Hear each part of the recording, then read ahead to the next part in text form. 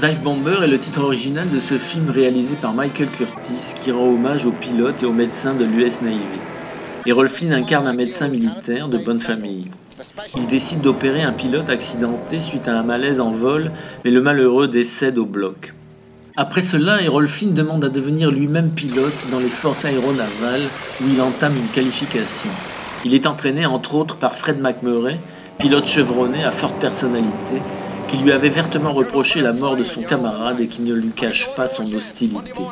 Le lieutenant Errol Flynn intègre l'équipe du médecin-chef de la base, interprété par Ralph Bellamy, qui conduit des recherches sur le mal d'altitude et notamment sur les malaises affligeant les pilotes lors des bombardements en piqué. Fred McMurray oublie ses différends et coopère avec Errol Flynn pour expérimenter divers dispositifs. Il ira au bout de ses limites pour aider à la mise au point d'une combinaison de vol atténuant pour le pilote l'impact des fortes variations de pression. Le scénario n'est pas bien terrible, mais le sujet reste original et le spectacle en technicolor ne manque pas d'intérêt. Le cadre constitué de la vraie base aéronavale de San Diego donne un côté documentaire, bien que le projet de recherche soit très largement fictif. La marine américaine a fortement contribué au film, autorisant notamment des images de la flotte en couleur, assez rares pour l'époque, prises quelques mois avant Pearl Harbor.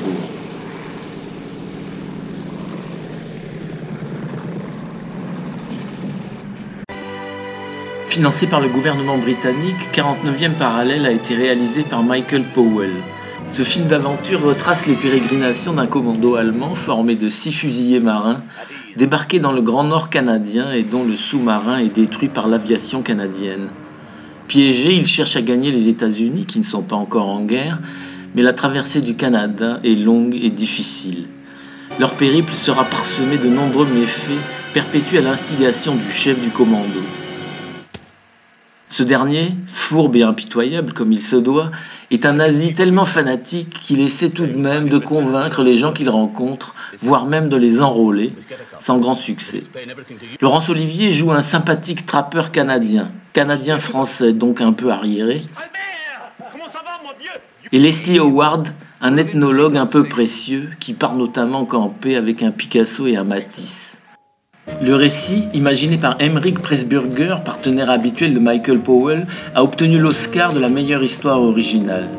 Les extérieurs ont été tournés en décor naturel, depuis la baie d'Hudson jusqu'aux chutes du Niagara, terme de cette funeste expédition.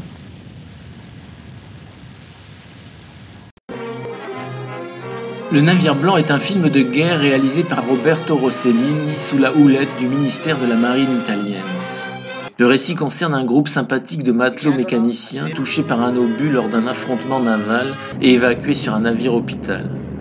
Le fil conducteur est une romance entre un de ces jeunes marins et sa marraine de guerre qu'il rate à une escale et qu'il retrouve sans le savoir en infirmière.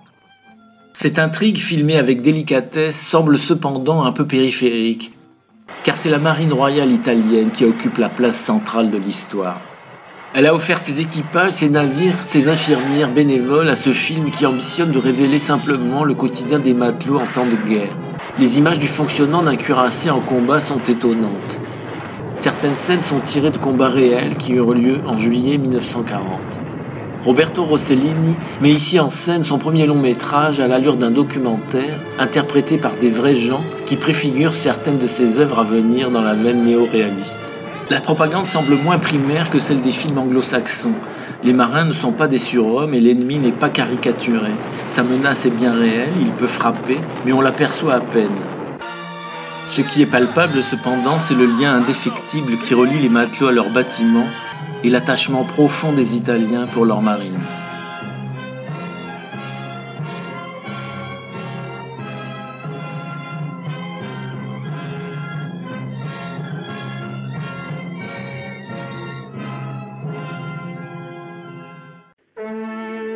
Les 47 Ronins est un film sorti en 2 parties réalisé par Kenji Mizoguchi. Au palais d'Edo, un seigneur provincial, chef du clan Asano, est insulté par un haut dignitaire apparenté au shogun. Il tire son sabre et le blesse. Le shogun condamne le seigneur à s'ouvrir le ventre sans délai, son clan à être dissous et ses biens confisqués.